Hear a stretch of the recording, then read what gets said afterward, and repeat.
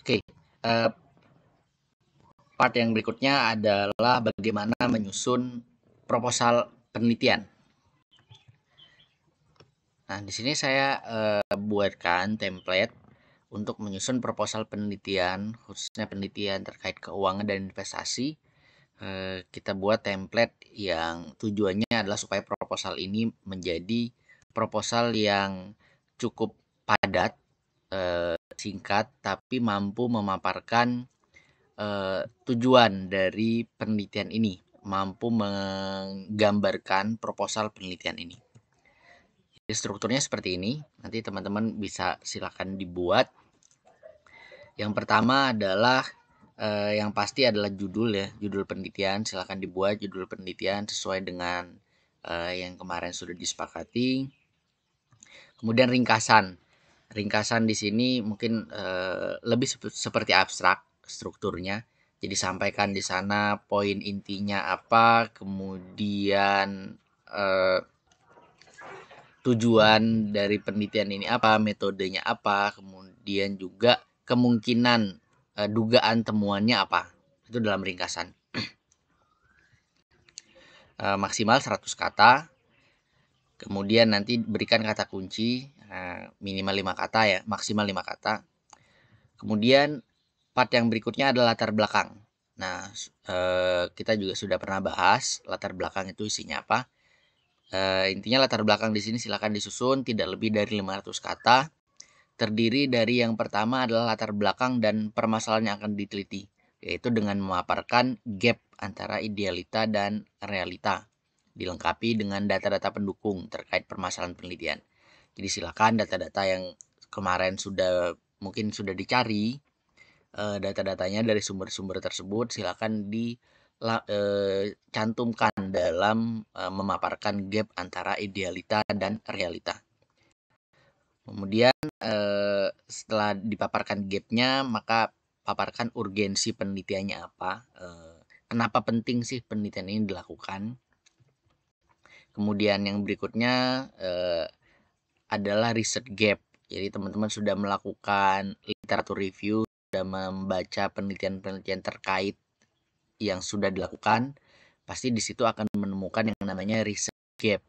Nah, silakan paparkan singkat terkait inkonsistensi hasil penelitian terdahulu, serta urgensi dilakukan penelitian ulang maupun penelitian lanjutan. Jadi untuk research gap ini paparkan singkat saja, mungkin hanya beberapa penelitian, tapi inti dari gapnya apa, inkonsistensinya apa, nah itu silakan dipaparkan.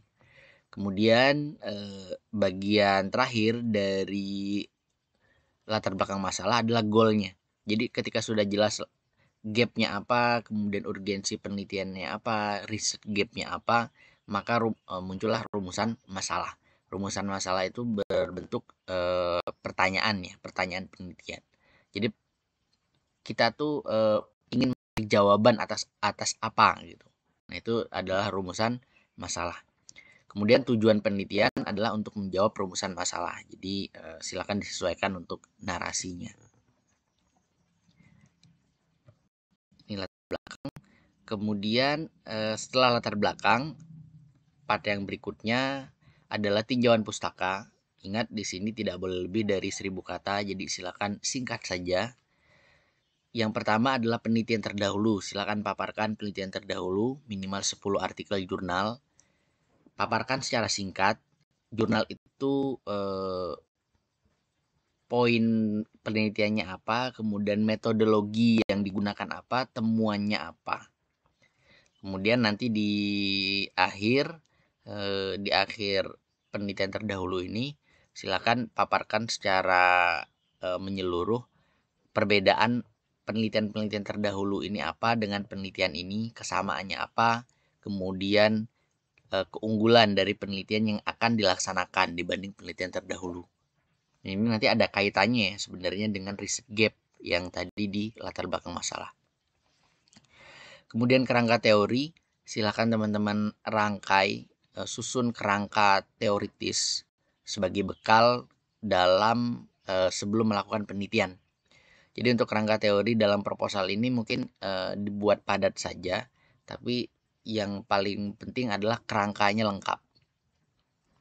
Jadi misalkan kalau mau membahas tentang kinerja keuangan, pasti kerangka teorinya nggak ujuk-ujuk langsung kinerja keuangannya, tapi bagaimana kinerja keuangannya itu dibentuk, bagaimana mekanisme operasional dari industri yang kita kaji. Nah, itu perlu dipaparkan terlebih dahulu, sehingga namanya kerangka teori. Nah, kerangka teori ini menjadi landasan dalam pengembangan hipotesis. Maka setelah kerangka teori, silakan ditulis yang namanya pengembangan hipotesis.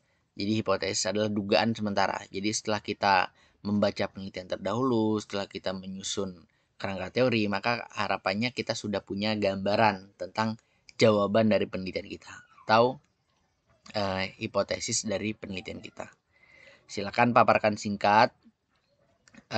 Jadi nggak langsung hipotesis pertama diduga ada pengaruh positif signifikan antara A terhadap B. Nggak langsung seperti itu ya, tapi paparkan terlebih dahulu latar belakang pengembangan hipotesisnya. Jadi singkat seperti itu. Kemudian yang berikutnya adalah metode penelitian. Nah, metode penelitian ini silakan teman-teman sesuaikan